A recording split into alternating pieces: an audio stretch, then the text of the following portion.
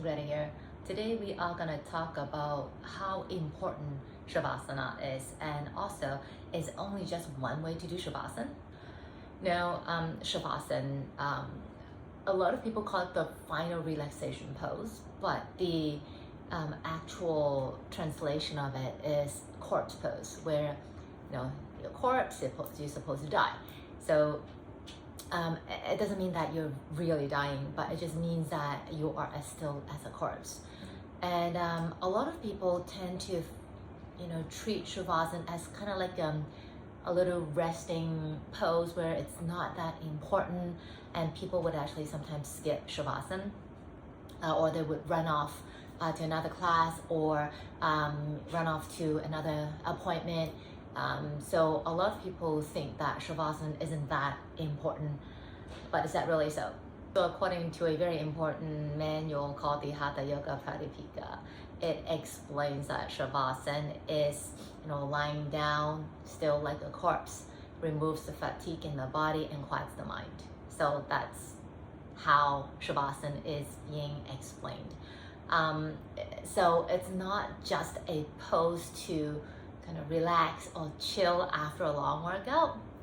So what it does is, let's say you are doing a dynamic practice like vinyasa.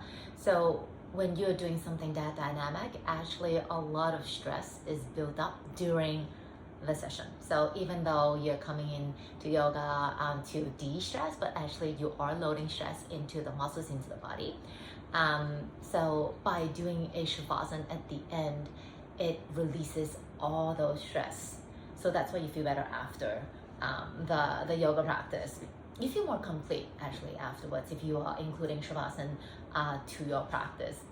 And if you are doing something a bit on the gentle side, it actually, all those shapes and movement helps to release all that stiffness, that staleness that's stuck inside the body, maybe from sitting for a very long time or staying in one shape for a very long time.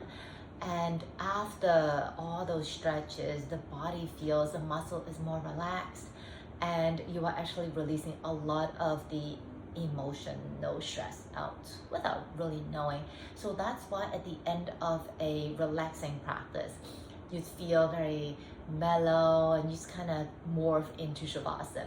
And from all the yoga practices that I have taught, I have experienced a lot of people immediately snoring during Shavasana. So either after a strong vinyasa practice, or relaxing stretch or yin yoga, instantly you would hear right after, when we are all prepped for Shavasana. So ideally we're not passing out in Shavasana, we are actually mindfully resting.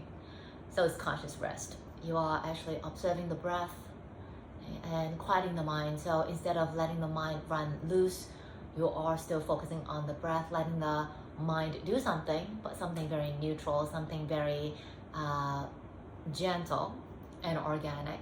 And that is a way to train the mind. However, in the real world, where quality rest is often deprived from our everyday life, so that's why a lot of people tend to just shut down and just pass out when we do Shavasana, which, I'm probably fine with it. I always take people snoring in Shavasana in my class as a compliment. Shavasana on the outside looks extremely simple. You just lay down on your mat, you close your eyes, and done, right? But actually it's not just the body. The body itself, of course, is very, very direct, simple, nothing fancy, but it's often the mind, the concentration, and the focus. That is the challenge. So that is why for Iyengar, B.S. Iyengar, the founder of Iyengar Yoga, he actually classified Shavasana as the most challenging asana to do. Not handstand, not leg behind the head, not drop back into wheel, hands grabbing onto the ankles, but Shavasana. For me, I love Shavasana.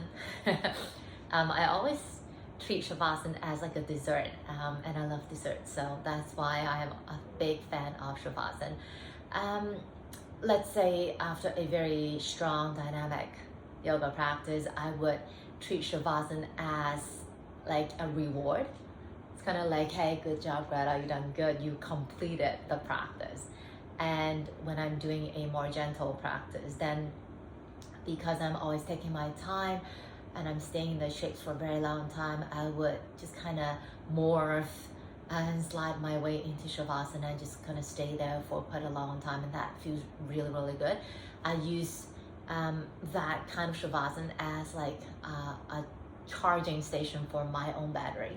Having said that, I am not a big fan of the traditional way of doing Shavasana, where you're laying on your back with your feet above mats with arms beside the body with the palms facing up. That kind. I was taught that way, and that was the kind of the only way to do it for a very long time. But now, with yoga being more and more popular and being used not just the way that it was used back in the old days, but now yoga is often used as a alternative therapy usage. It helps people with a lot of different backgrounds, be it mental background, emotional background, or physical. So that's why even Shavasana, it has more than just one alignment. And adding on to why I'm not a big fan of the traditional Shavasana, simply because my lower back, I often have this anterior tilt in my pelvis, which is actually quite dramatic, quite intense. If I'm not careful of moving my pelvis in the right way and I lay in Shavasana just as is, often I would feel there's a lot of ache in my lower back, so I'm not a big fan of it. So whenever I do the traditional Shavasana, I always have to move, wiggle until I could feel my entire lower back pressing into the mat before I could fully relax. So having said that, I'm just going to share with you some of the other ways of doing Shavasana. Of course, there are zillions of different ways, because basically Shavasana, now how people treat Shavasana is a shape that you feel very relaxed and safe, so you can just let everything go. So not a lot of people feel very safe when they're lying flat on their back, with their chest, with the belly, with the front body exposed, in a setting that might not be very familiar to them. Let's say it's a yoga studio and not at home. So that is why there are a lot of other alternatives. So one of the ways is lying on your belly, the prone Shavasana. So the image should be somewhere here. So you'd be laying on your belly. Some people would have one of their knees bent. For me, I actually quite like this one, because I generally sleep like this. I sleep on my belly, so for me this is really, really comfortable. It takes the load away from my lower back, but then some people don't like it because they feel very hard to breathe, the chest on the mat. So this is one of the ways. Another way is laying on the side. This one, a lot of times you would actually have a bolster or blanket or pillow between your knees just to keep the pelvis happy. And sometimes people would put a block under the side of the head, or maybe a cushion, again, just to keep the neck happy. This is often used as a kind of Shavasana for pregnant women. When some people don't prefer laying on the back, when people laying on the side is preferred. So this is one of the more popular ways for Shavasana for pregnant people.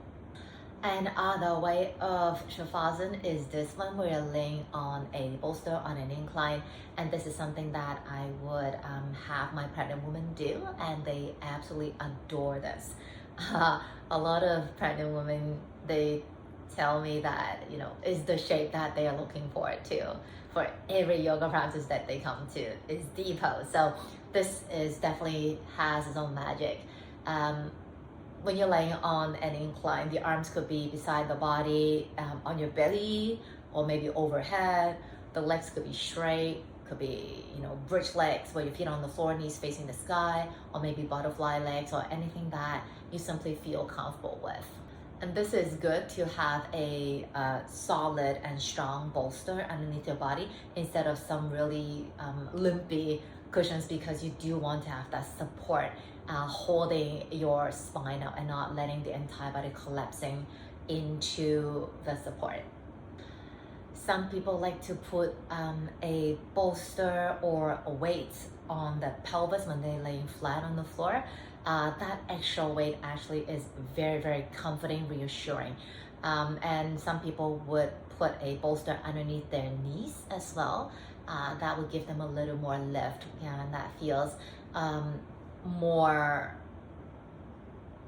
gentle than just laying flat on the mat for some of us. And now we are going to talk about two of my favorite Savasana shapes. One is the constructive resting pose. I love this one. I would go to this one if I don't have any props with me, simply because for this one I could really just let my lower back settle onto the mat without having to do too much work beforehand. By having the feet simply resting on the mat, automatically my pelvis would move, so my lower back would feel that release. And also when I do this one, I generally would move my feet a bit further out towards the end of the mat instead of so close to my body. That will also give my psoas muscles a break. So this is a very, very good one. Normally you would see me in this one. And then the final one that I am sharing with you today is this one, which is my absolute favorite, legs on the chair.